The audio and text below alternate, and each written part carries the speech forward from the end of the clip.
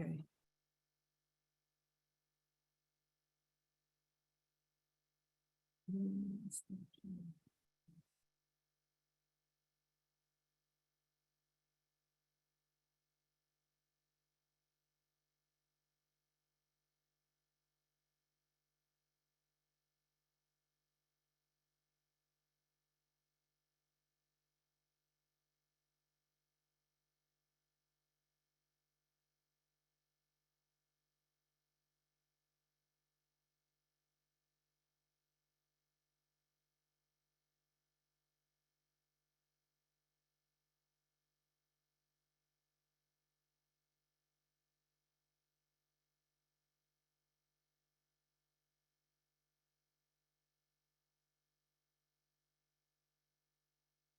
This is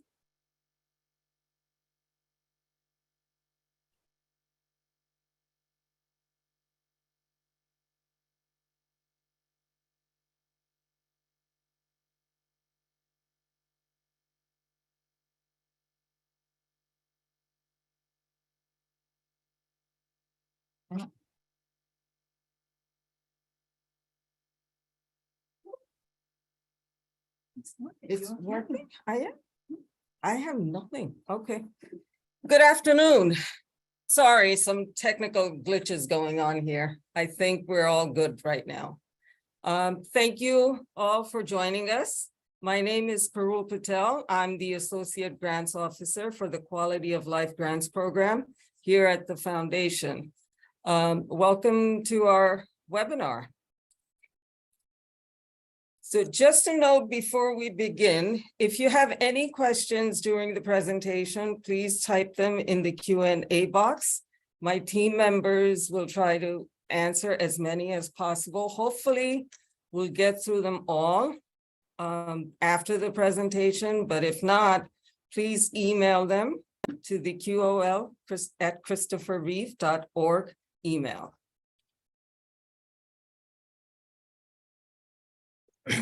So Reeve Foundation is the National Paralysis Resource Center. We are federally funded through the cooperative agreement with the U.S. Department of Health and Human Services, Administration for Community Living, better known as ACL. They are the ones who have dictated the reporting requirements, and we share with them the information that the grantees provide on the reports. Okay. So I manage or provide oversight for all awarded grantees. I provide guidance to the grantees as needed, process budget changes, no cost extensions, manage grant reporting, and finally closing. The purpose of today's webinar is to offer all of you some guidance on how to complete the interim and final reports. I'll walk you through the report reminder emails, accessing the grants portal, reporting questions, as well as financial reporting and budget revisions with some examples for clarity. I'll try my level best not to bore you, but please understand that this script is very limited and hope that you cut me some slack. So let's begin.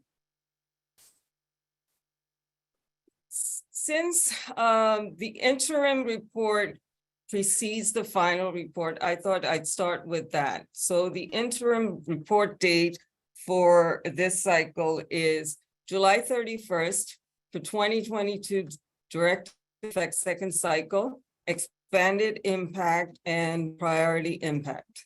So 30 days before the report due date, the applicant gets an automated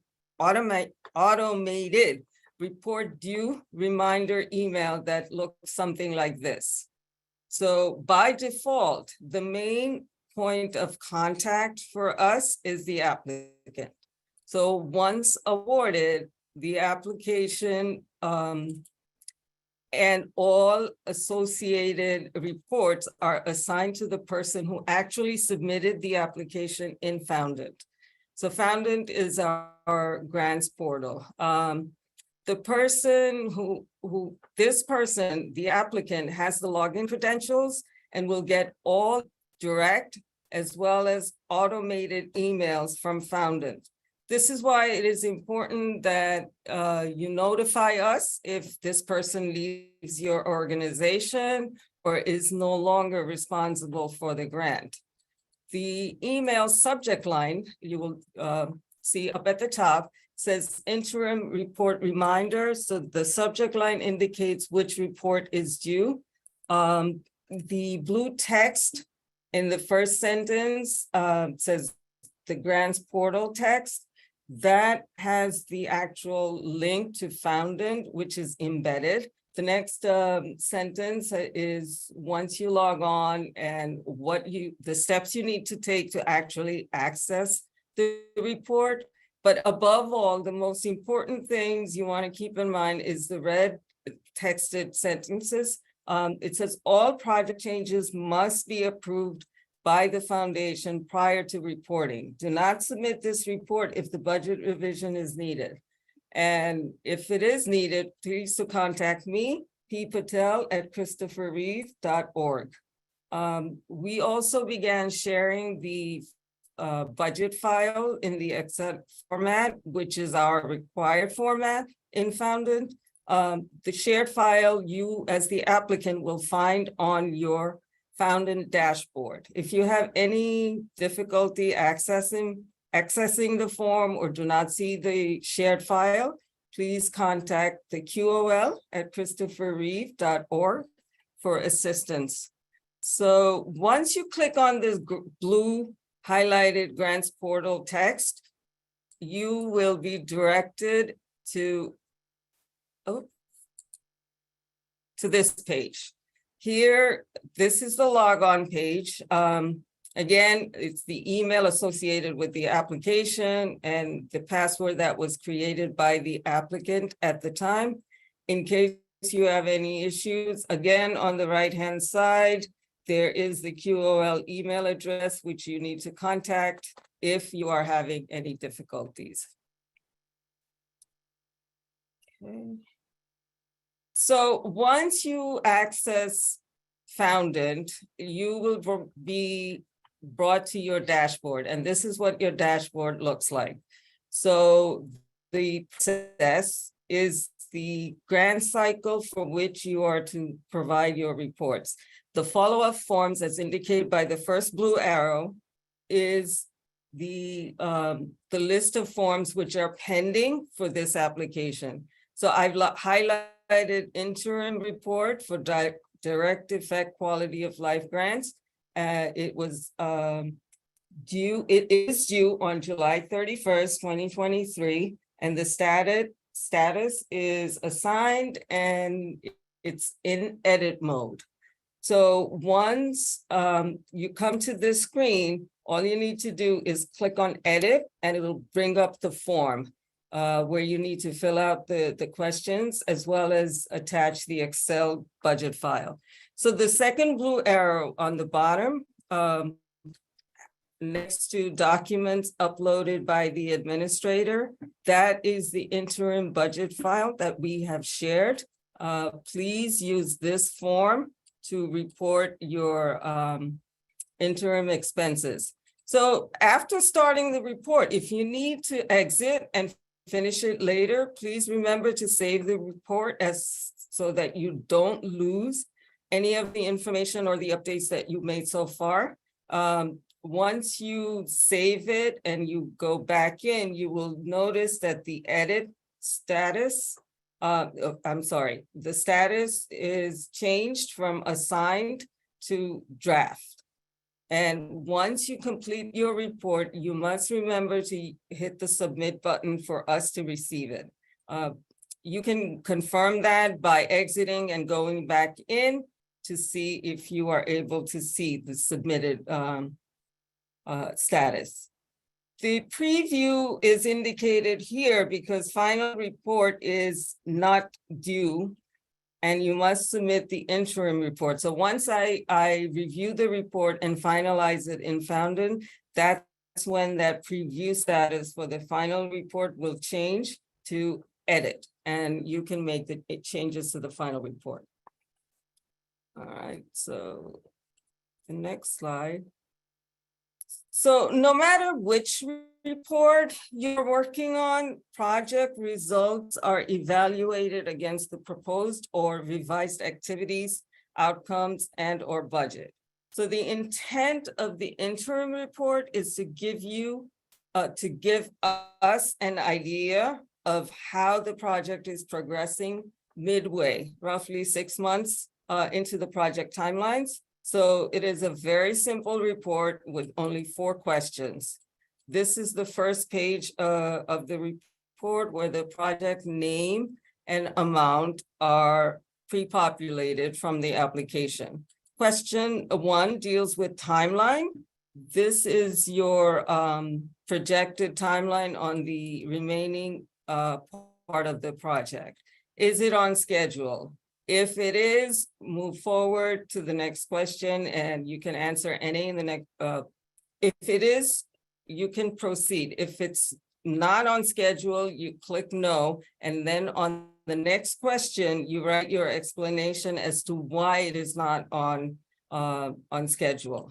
For example, you can have a situation where the exercise equipment was received later than anticipated, which caused a delay in the project timeline by 2 months. However, we will offset the delay by increasing the number of classes offered in the time remaining.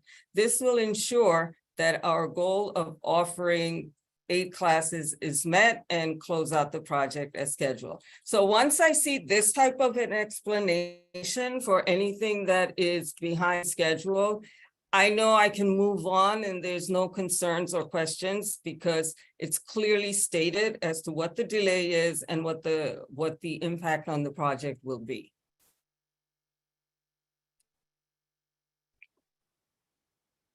Okay, so the next question has to do with your accomplishments.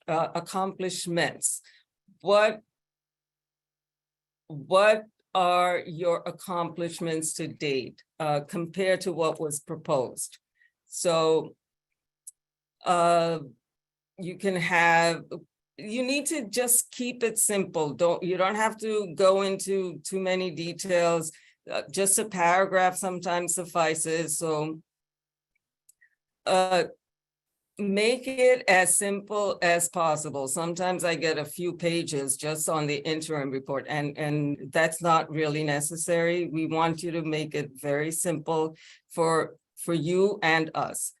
So the year-to-date accomplishments relative to the proposed activities like equipment was ordered and received, participants are using the chairs year-to-date, they have used the chairs during 2 wheelchair basketball games, and that's it, you're done.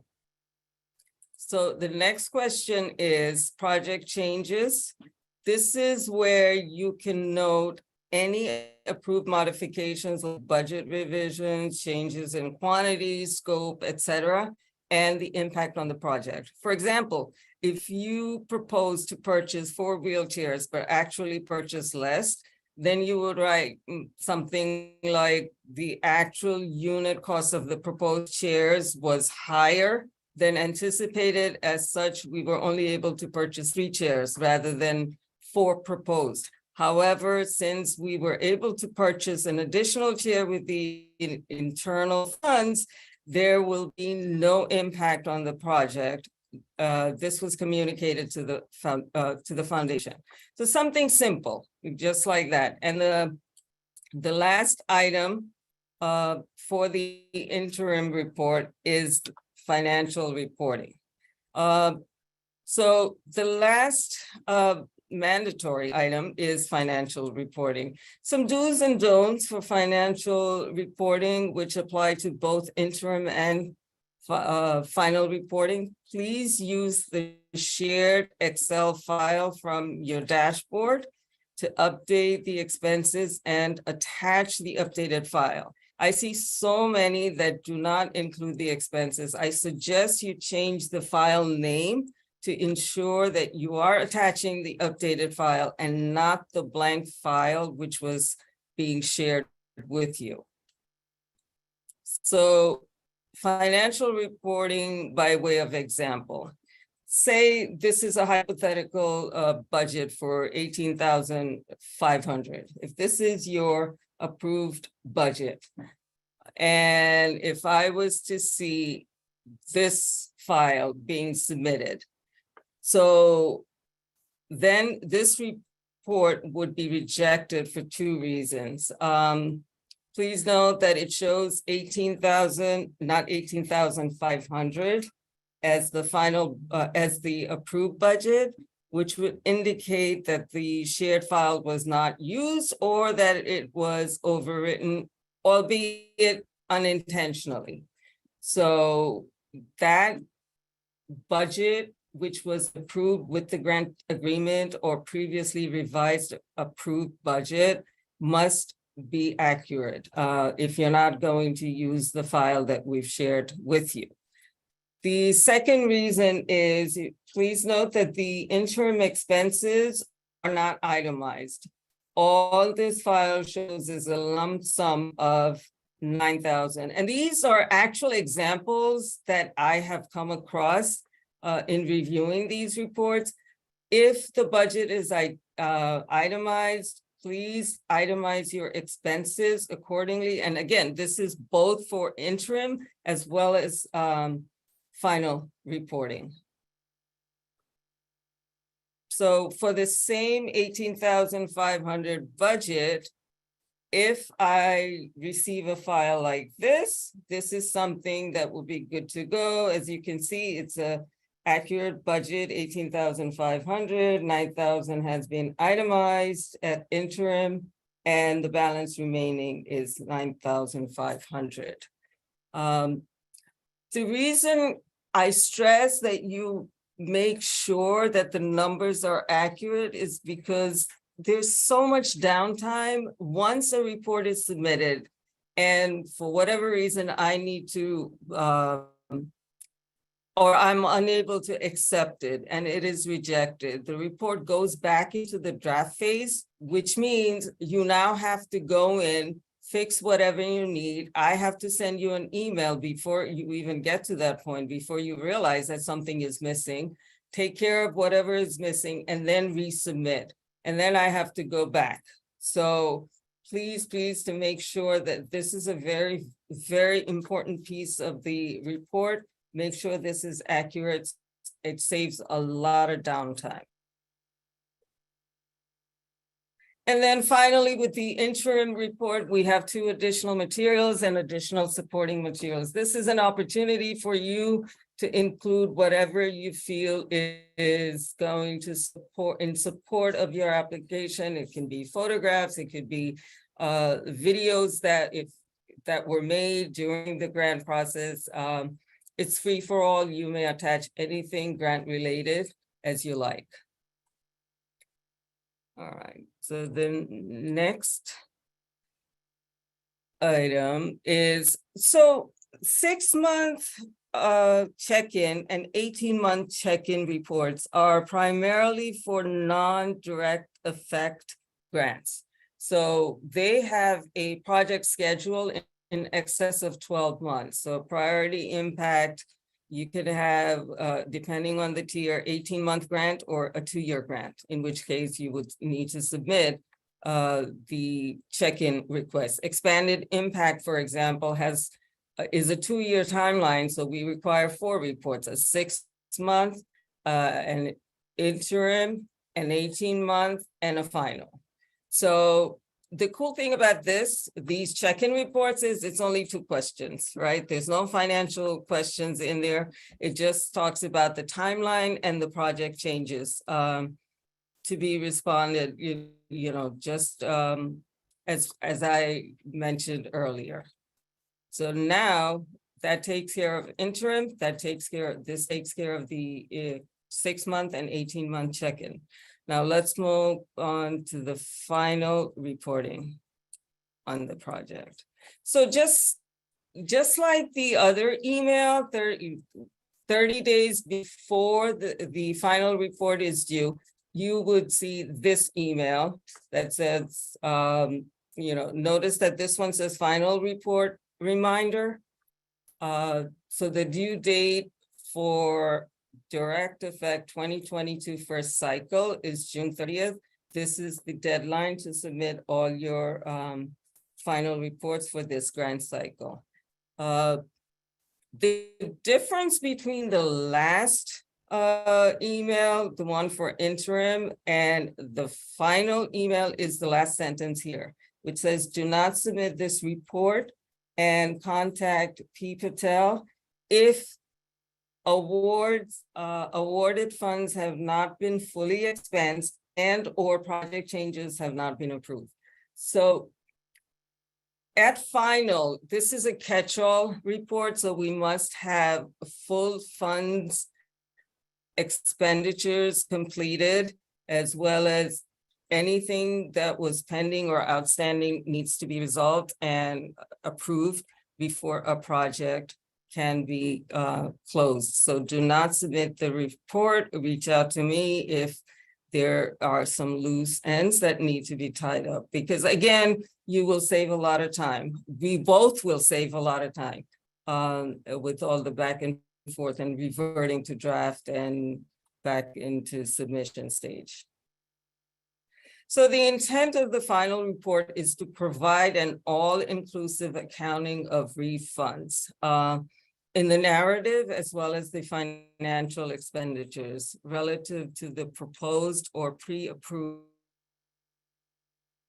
revised goals, objectives, and budget. As with the interim report, the project name and the amount awarded will be pre-filled from your application. The first item is project completion. A project is not complete if the amount expensed is less than the amount funded. If you have a balance remaining on your expense file, we ask that you do not go any further with this report and contact me so that we can fix that before this report is submitted. So if the project is complete, select yes. The funds have been fully expensed and all project activities, including evaluation and outcomes measures, have been completed. Otherwise, select no and state the reasons as to why the project is not complete and continue.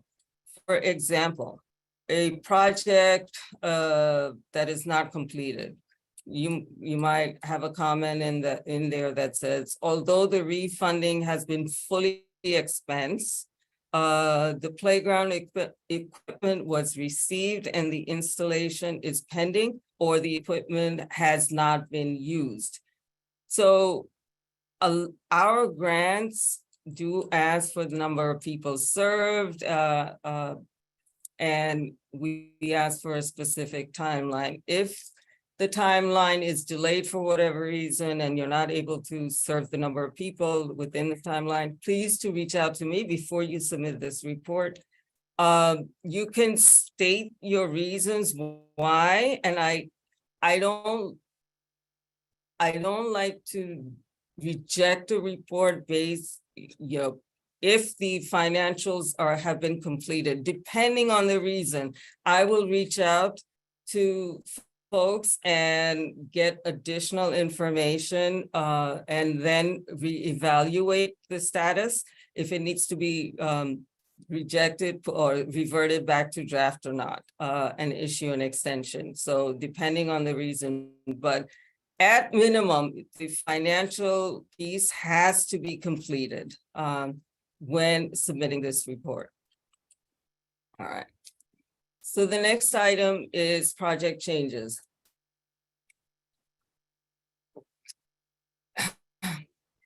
So as discussed, here is where you would note the changes to the project, including the way the program was delivered, budget changes, no cost extensions, etc. If no changes were made, enter NA. If there were changes, that were made and approved, indicate the change and state the reasons. For example, the proposed ramp was purchased at a reduced cost than originally quoted, which resulted in a savings of X amount. Approval was given by the foundation to redirect the saves from equipment to personnel costs to offset the cost of hiring an interim project manager. Something like that. So that was an example of what you would indicate under project changes. Depending on the situation, you can check in with me first if you're not sure of what you should be writing in there. But that was an example of one of the responses. So the next question is project goals. For easy reference, right? The form was modified to pull in the relevant information for many of the reporting questions from the application. So for this item, the proposed project goals will be pre-populated from the application. So all you need to do is refer to the revision documents if there was any impact, and add to the response in a narrative. So here, project goals actual. So this is where you will report what you accomplished, the outcomes achieved relative to original and or revised goals.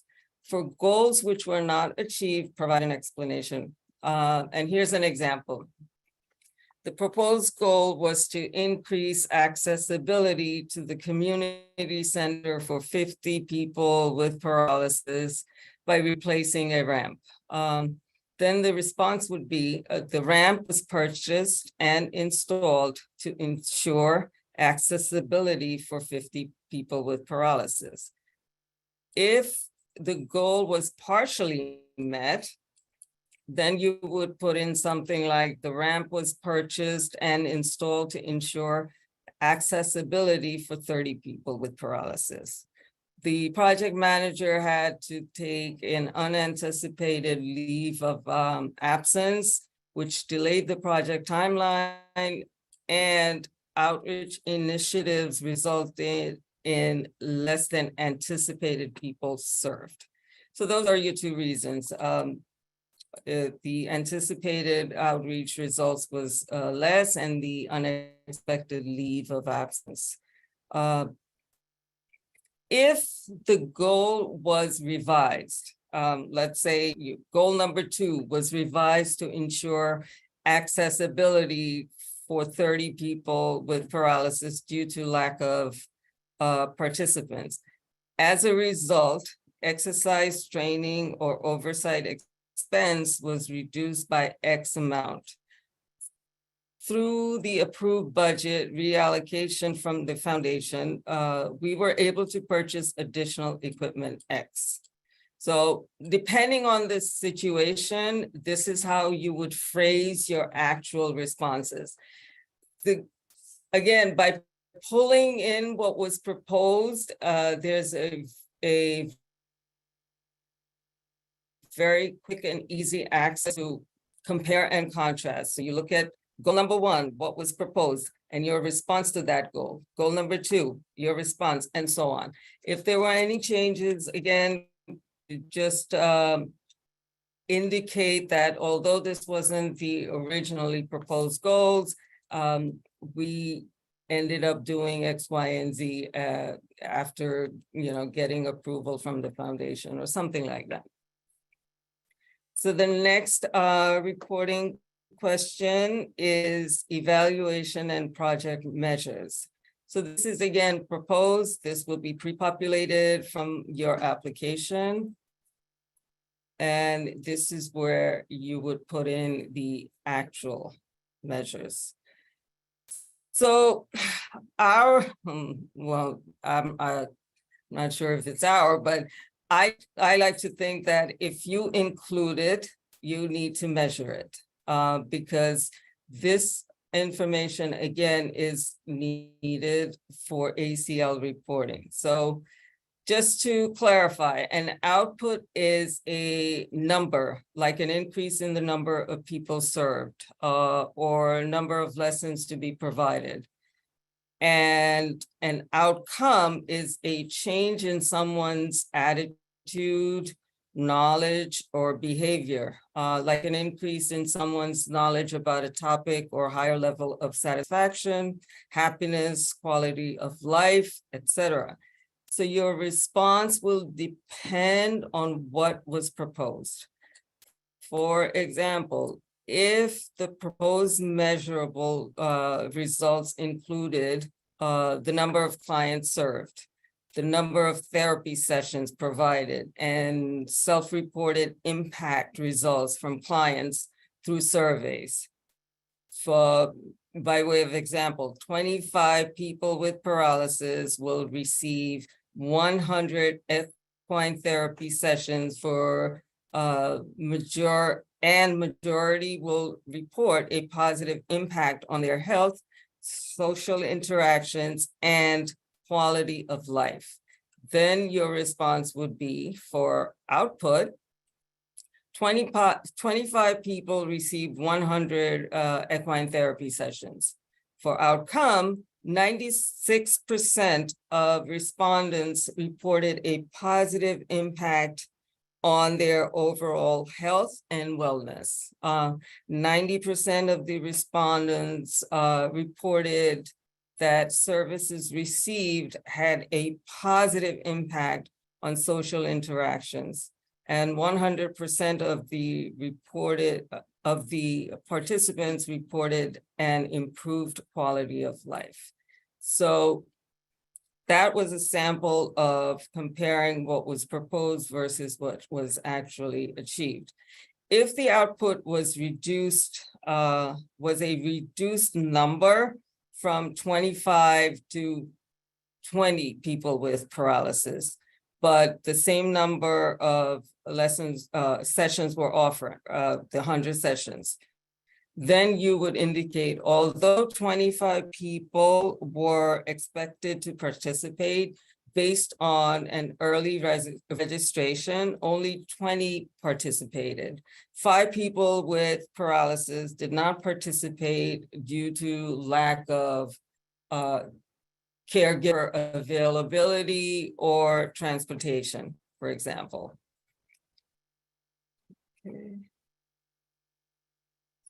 So again, the impact is the proposed number of people with paralysis that were to be served based on your application. It will be pre-filled, then you put in the actual number that was the number of individuals that were actually served.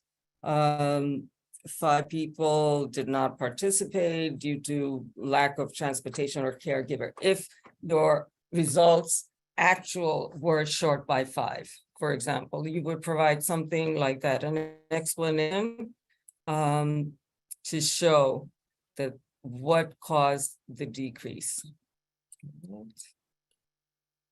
So this is the same thing, except this deals with caregivers and family members of individuals with paralysis.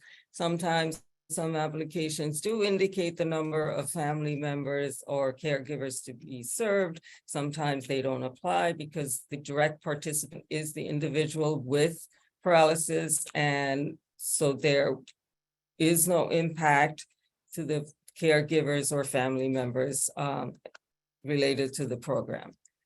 So again, same thing, compare proposed versus actual, and just clarify that if there's a negative impact or negative variance, why that was. The next section is challenges and lessons learned. The information in this section is very important and useful for us. It lets us know which organizations are facing what type of difficulties and how these difficulties are mitigated. It supplements or supports some of the shortcomings of the proposed activities.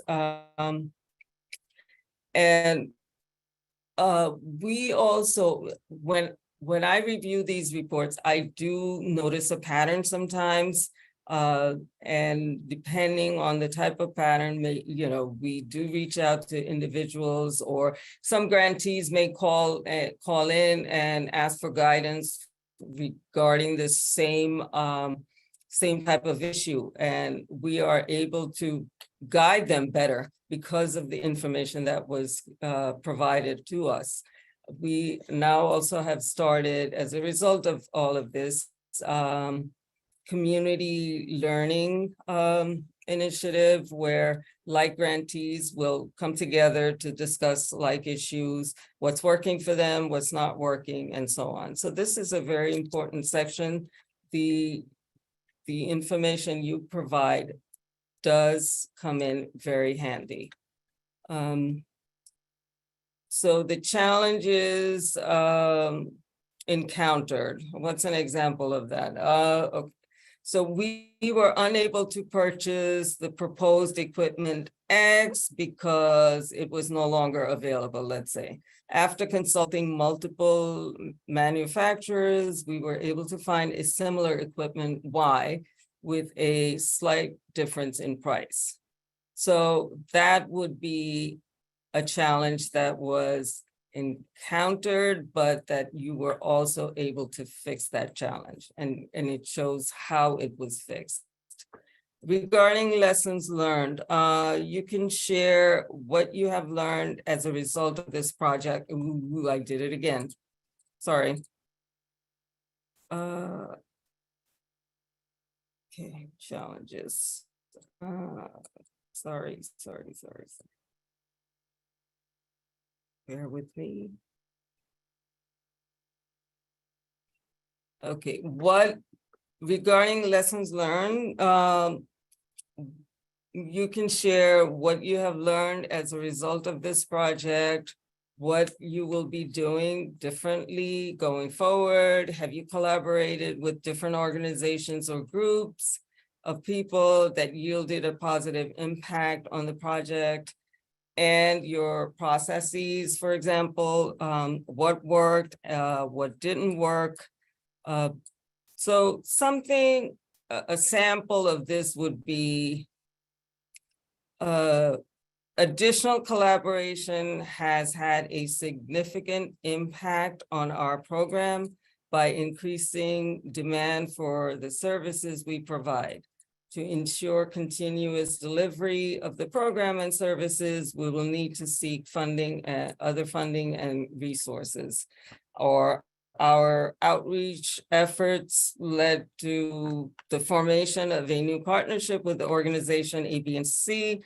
Through this partnership, we increased awareness of the services offered by our organization. Our list of clients and demand for our services increased by, and you can identify a percentage, X%. We were able to serve X number of clients more than originally proposed. We will continue to build upon this partnership beyond the grant period. So something like that would be your response in this section. Okay. So the next section is mandatory section for final report is financial reporting. Again, right here in the application, in the form itself, we do indicate to use the Excel file that we have shared with you. And to be honest, this is the first form I look at. If the budget doesn't match, or if there's a balance remaining, or if there's an expense without an approved budget for it, the report is reverted to draft. And the applicant will need to resubmit with the corrected file.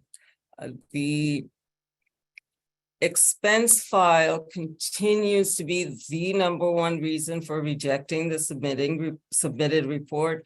Although the incidents are on the decline, since we started to share the file, now the right budget is being used, but the expenses are missing. So as I mentioned earlier, please save the updated file with a different file name and attach the updated file to ensure the report being reverted to draft.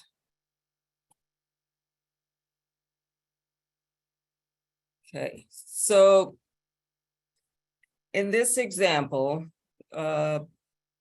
this is a $10,000 budget with $9,500 expense amount and $500 remain. Well, this is a final reporting, and this cannot be approved. So this would be reverted to draft. So it could be that the person filling out this form made a mistake and entered the wrong amount, or the expense is correct and there is a genuine balance remaining. If it was a mistake, the person would correct the amount expensed to show zero balance remaining and resubmit the report, something like this. And this would be okay. This would be approved and the project can now be closed. However, if there is a genuine open balance, then the report should not have been submitted based on the report due reminder email and the note at the start of the report. And we keep reiterating the same thing. It is important to make sure you fully exhaust the funds before submitting the final report, because we would not be able to close the project with an open balance. For open balances, we would need to receive a proposal for fully expensing, because remember, this is at the end of the project timeline, which means depending on the time needed to fully expense the balance remaining, there may be a no-cost extension that may be required, or it could be that the funds need to be reallocated to something else within the project budget. So again, we would need a request to revise the budget, reallocate the budget, or request a no cost extension, or both, all of the above. So you know your situation best. I would strongly urge everyone to look at their financials and their at the 11th month or before if possible, and then reach out to us to avoid a lot of additional delays going forward, because it would unnecessarily drag the project forward when it can be avoided. So again, we are all here to answer your questions. You can reach out to any member of the QRO team or me directly, and we would take care of that. So this is another example. This is a $10,000 budget, which was revised. As you can see, the approved grant agreement amount was $10,000, and then approved budget revision adds $500 to personnel cost, and equipment cost is reduced by $9,500 by $500. So the net impact is zero, and the approved budget at the grant agreement level and the budget revision is the same. So the bottom line total amount approved does not change. We cannot increase or decrease funds once they have been awarded.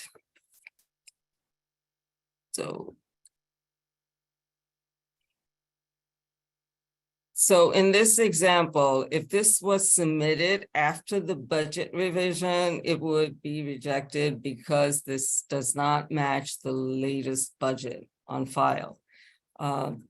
There was a revision since the grant agreement. So, and this would be the proper file to submit for a budget that the starting point, if you will note, says approved budget revision, and there's a date, and then the final expense, and then the balance remaining.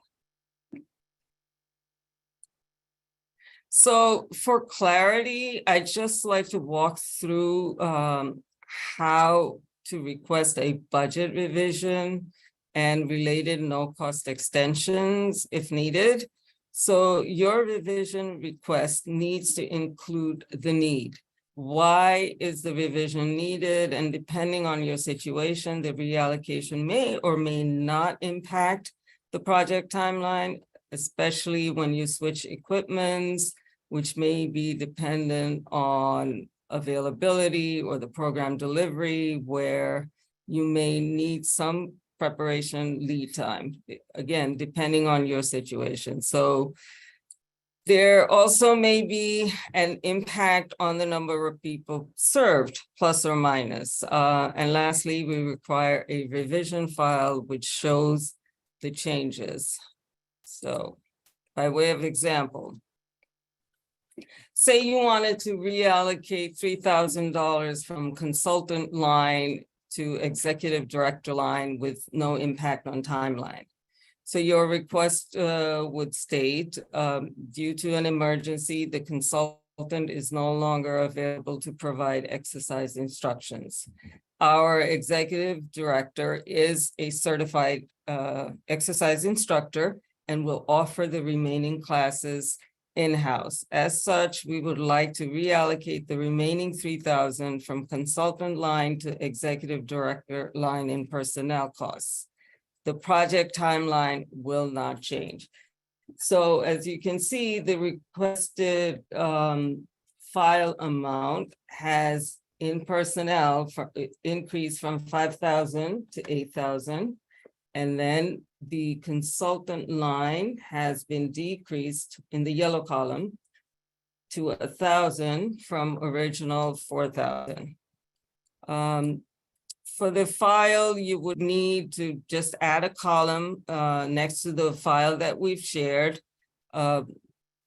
like in this example here, and just update the numbers. So this example shows a $3,000 increase in personnel, a $3,000 decrease in consultant line. It assumes that the consultant did incur a $1,000 expense prior to leaving the program because there is a balance in that line of $1,000. So whoever the consultant was, they did do some work worth $1,000. And please note that again here, bottom line, 24,000 to 24,000, nothing changes. Only the way the budget has been allocated has changed.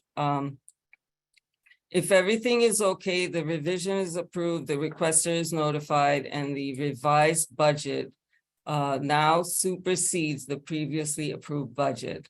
So when completing the final report, you would include budget revision narrative under project changes section of the report. Let's see. So using this, the same example, if there was an impact to the timeline. So again, the 3,000 shift from consultant to personnel, but now this time, let's say they have an impact to the timeline.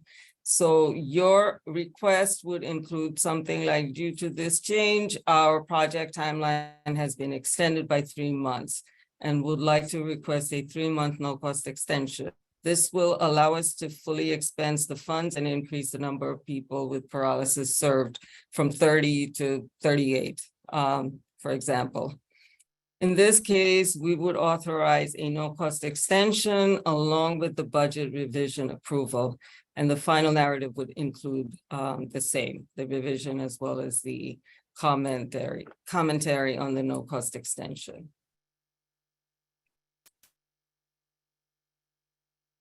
And lastly, this is again where you can provide any additional relevant information like photographs, videos, etc., and fill out the impact evaluation at the very bottom, which is managed by Vanderbilt University.